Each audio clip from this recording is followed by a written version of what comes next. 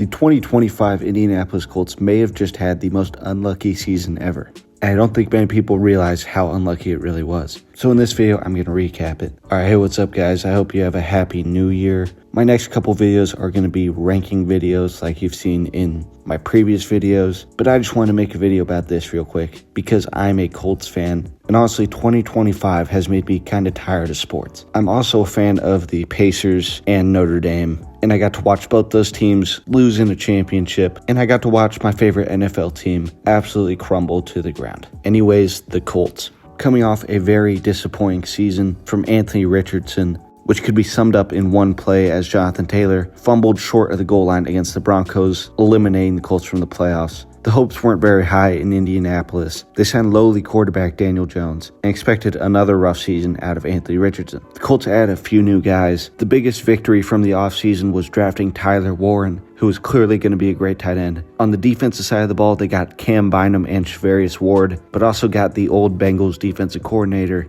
And to put it very nicely, the Bengals defenses are not known for being good. Before the season, Colts fans had very, very low expectations. And the preseason fueled these low expectations even more. In their first preseason game, neither Anthony Richardson or Daniel Jones looked really good. And in this game, Anthony Richardson also hurt his hand because he switched his pass protection to go to the wrong side. The Colts made their way through the rest of the preseason. After the preseason, shockingly, Daniel Jones was named the starter, and things were looking rough. This brings us to week 1. In week 1, they faced the Miami Dolphins, and even though the expectations were low, this game was very clearly winnable, but the Colts didn't just win. They absolutely dominated the Dolphins, playing phenomenal on offense and defense. I could not believe my eyes, and Daniel Jones actually looked like a good quarterback. With some faith being restored, the Colts were immediately going to be tested the next week as they faced a Broncos team that would go on to be the number 1 seed in the AFC. And while the Colts defense didn't look the greatest, the Colts offense was explosive, even against a great defense like Denver's. Late in the game, the Colts found themselves down 8 points, and the Colts managed to make multiple field goals. After a couple clutch stops in the fourth quarter, the Colts got the ball and a chance to win the game. After a solid drive, the Colts decided to settle on a 60-yard field goal with Spencer Schrader, and he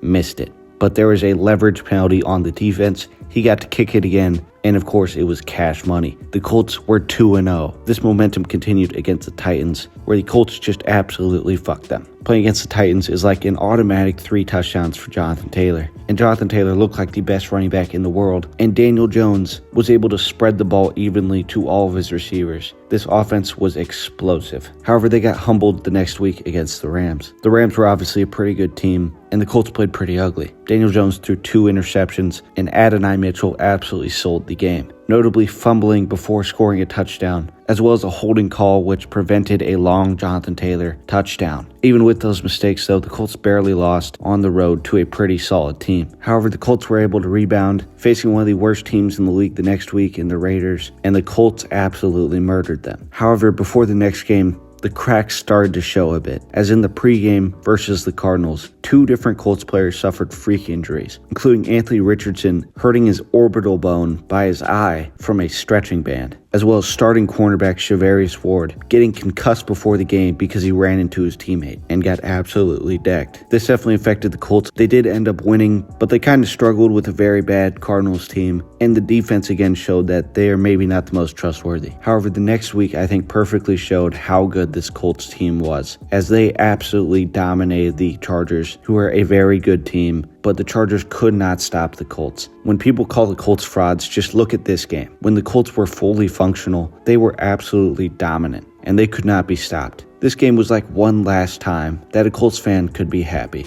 because the inevitable came after this. The next game was pretty similar to the Rams game. The Colts just played absolutely terrible, and they turned the ball over 6 times. Still though, they only lost by 7 points to a decent Steelers team, and hopes were still high. Before their bye, they had one last game, but before this, they made a shocking trade. They put all their pawns on the table, trading their next 2 first-round picks for Sauce Gardner. They took a big gamble, and it just wasn't a smart gamble. The only positive from this trade for the Colts is that Adonai Mitchell's bitch ass got off the team. Besides that, the Colts kind of screwed themselves with this. The next game came against the Falcons. The Colts were down 3 in the fourth quarter, and Daniel Jones led a drive to send it to overtime, in which the Colts were able to get a stop, and then Jonathan Taylor was able to score. It wasn't pretty, but they got the job done. and they headed into a bye week. However, looking ahead in the schedule, this was not going to be an easy second half of the season, as they had the hardest remaining strength of schedule. This all started against the Chiefs in Arrowhead, and this Chiefs team was absolutely desperate for a win. The Colts were looking solid for a bit, but the offense kind of staled out, and towards the end of the game, the defense could not get a single third down stop. The Colts were up 11 in the fourth quarter, but all of that got wiped away pretty fast, and the Chiefs were driving to win the game. However, the Colts did have a goal line stand to send it to overtime, in which the Colts randomly decided to receive the ball, which was a very poor choice, especially considering their offense was struggling the entire game.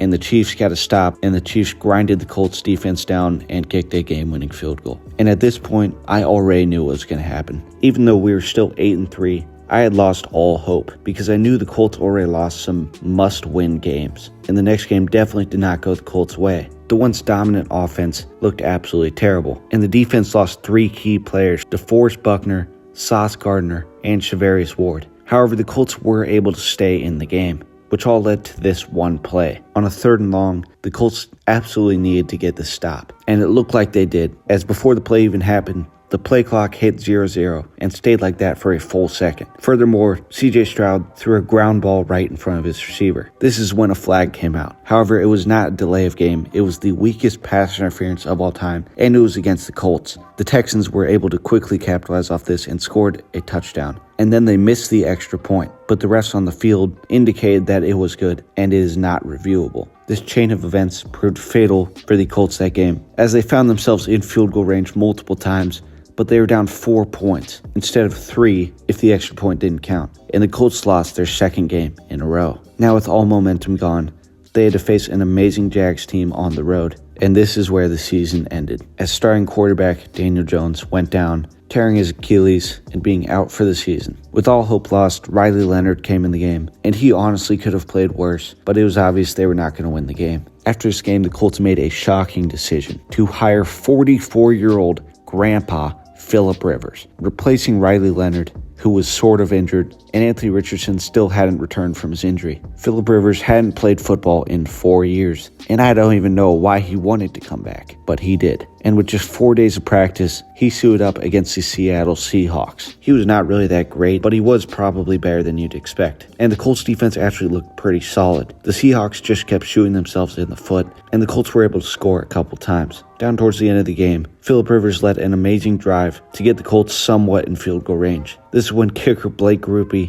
made a 60-yard field goal, a career high, and it looked like the Colts just pulled an amazing upset. However, with the new kickoff rules, every team gets to start their drive at the 40, and the Seahawks were able to quickly get into field goal range and win the game, also ruining everybody else's day. The bad luck continued for the Colts the next game, as Phillip Rivers actually looked really good, but the defense literally could not get a stop to save their lives. This brings us to this past week, where the Colts battled well with the great Jaguars team, but still ultimately lost the game. Before this game, the Colts were eliminated from the playoffs, and another factor of the unluckiness that happened to them was that during the previous 3 weeks, there were 17 games that could have helped the Colts' playoff hopes, games between other teams, and the team the Colts wanted to win for their chances lost all 17, including 9 upsets, and just putting a cherry on top of the shit Sunday that was the Colts season. And now here we are. I'm recording this before their last game. They're eliminated, their future is gone, and their quarterback is hurt. And on my final note, I just want to say,